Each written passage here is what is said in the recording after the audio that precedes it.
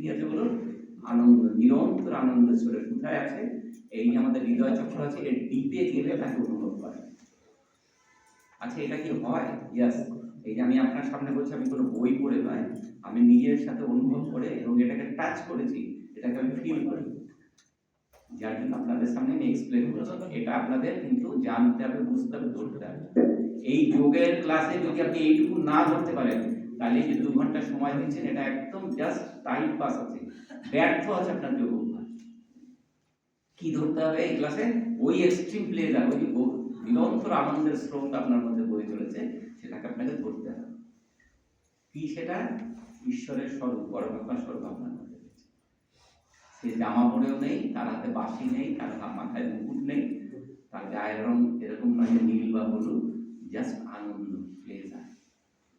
ওকে, তাহলে আমরা তাকে আজকে প্র্যাকটিসের মধ্যে দিয়ে, আজকে আমি একটু ক্লাস করছি, ওটাতে দেখুন এটা একটা সিম্পল একটা প্র্যাকটিস আছে, এটা কিন্তু নিরন্তর করতে থাকেন। আমি 6 মাস প্র্যাকটিস করার পর এটাকে আমি পেয়েছিলাম, আজ থেকে প্রায় 10-15 বছর আগে।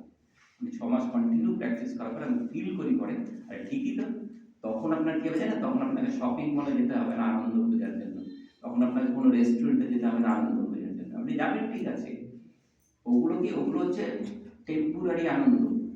অর্থাৎ আপনি যখন করছেন, ইসে গেছেন, রেস্টুরেন্টে গেছেন, ভালো মন্দ আহার করছেন, দেখুন খুব আনন্দ লাগছে, কিন্তু বাড়িতে আসলে আবার অবসাদে পড়ে গেছে, আবার হতাশা।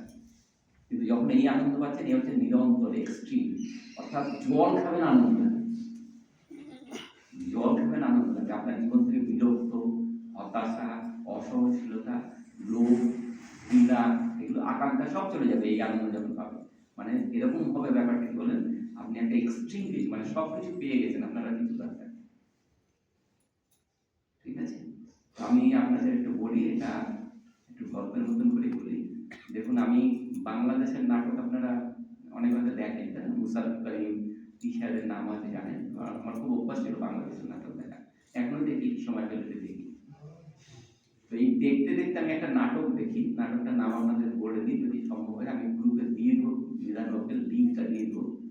আপনারা এই যত সিরিয়াল দেখেন না, যত টিভিতে সিরিয়াল দেখেন, নিউজ দেখেন, নাটক দেখেন, বা কোনো সিনেমা দেখেন, ওই নাটকটা দেখার পর আপনার কিছু দেখতে ইচ্ছা করে, মানে যে নাটকটা আমি বলছি ওটা দেখার পর আপনার আর টিভি দেখতে ইচ্ছা করে, মানে এক্সট্রিম মনে হবে যেন সব কিছু আপনি পেয়ে গেলেন। আমি এটাকে উদাহরণ এই কারণে দিচ্ছি যে যখন আপনি এই আনন্দটাকে পেয়ে যাবেন, আপনার জীবনে সব প্রাপ্তি, জীবনে সব কিছু পেয়ে যাবেন,